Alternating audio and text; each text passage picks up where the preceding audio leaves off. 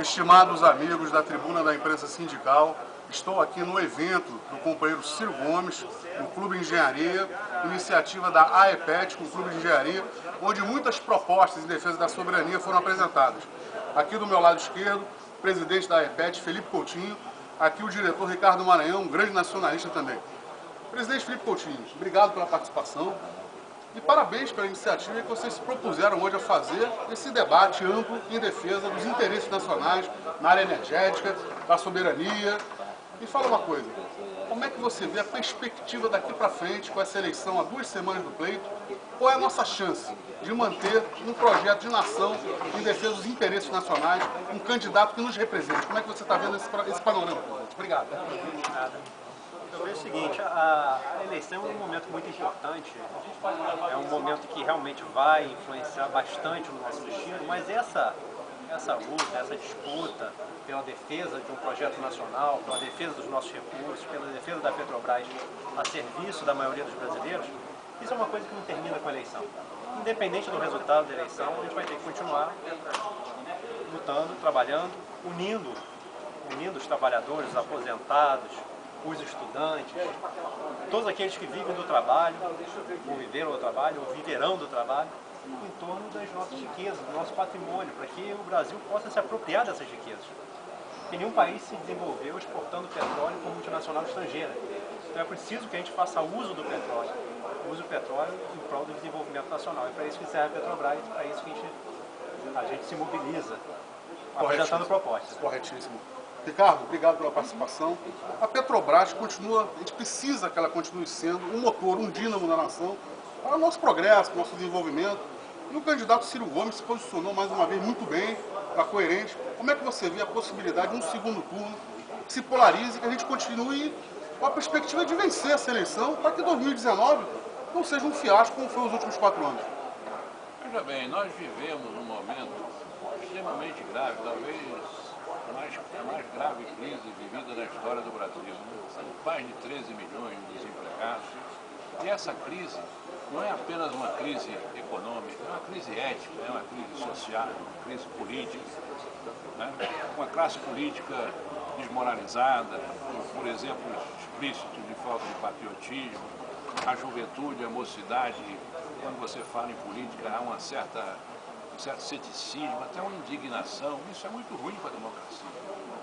E a Petrobras, pela importância que ela tem na economia do Brasil, a indústria do petróleo e do gás representa 13% do PIB brasileiro, ou já representou em 2014, talvez hoje um pouco menos.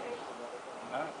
A Petrobras paga royalties para mais de 900 municípios brasileiros, para 12 estados. A Petrobras tem dezenas de milhares de fornecedores de materiais, de equipamentos, empresas prestadoras de serviços. Então, por isso tudo, tem o maior centro de pesquisa da América Latina.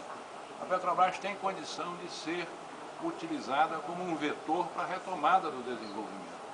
Mas para isso é preciso que ela seja fortalecida, é preciso que ela seja incumbida desta missão e, ao mesmo tempo, é necessário você remover uma série de medidas que foram adotadas que prejudicam a ação da Petrobras. Tiraram da Petrobras a condição de operadora do pré-sal, fizeram uma renúncia fiscal de mais de R$1 trilhão, né? Estão mudando o conceito de conteúdo local, enfim. Isso o Zé Carlos Aleluia aí de plantão, de tudo para arrebentar conosco. Gosta um pouquinho aí, porque a tosse. Então você tem que remover essas questões todas, você tem que defender a política de conteúdo local, você tem que voltar a Petrobras a ser operadora para evitar fraudes, né? Você tem que brecar esse processo de venda da cessão onerosa, essa ameaça contra o parque de refino da Petrobras. Tem o menor sentido você vender refinarias prontas, operando amortizado. O monopólio do refino não existe mais. Quem quiser investir no refino, que faça como a Petrobras fez, corra o risco, faça os investimentos do início, bote as refinarias para operar, né? E não comprar o parque de refino que já está aí, não agrega absolutamente nada. Na realidade, nós não estamos vendendo só o parque de refino, nós estamos vendendo o mercado brasileiro, que é o 6º ou 7º maior mercado de combustível do mundo.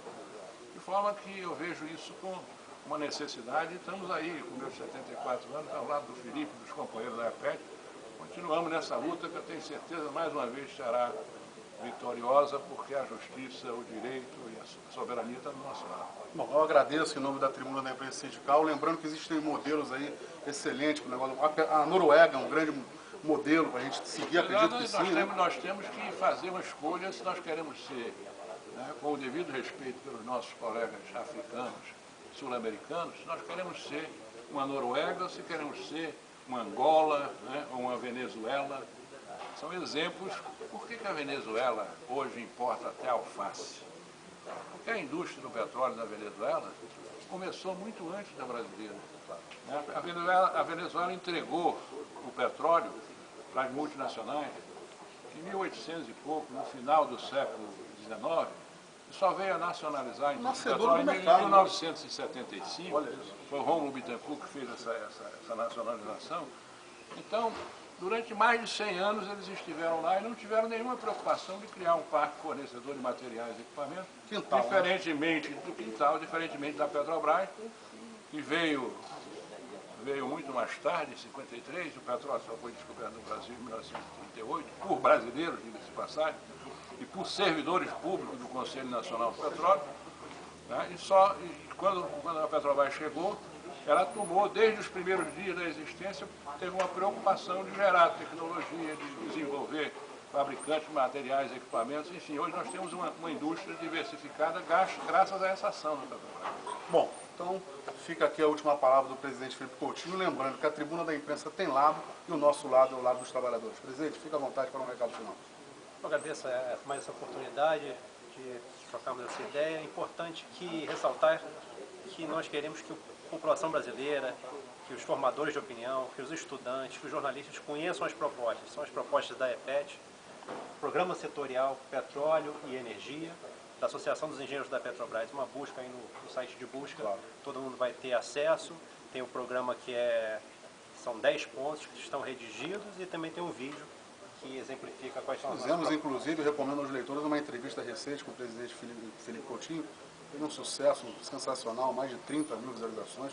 Recomendo aos leitores que ainda não viram, que entrem nesse link lá para saber detalhes da política da EPET, a defesa incondicional e defesa do interesse nacional. Companheiro Maranhão, um recado final, por favor. Só agradecer a você a oportunidade.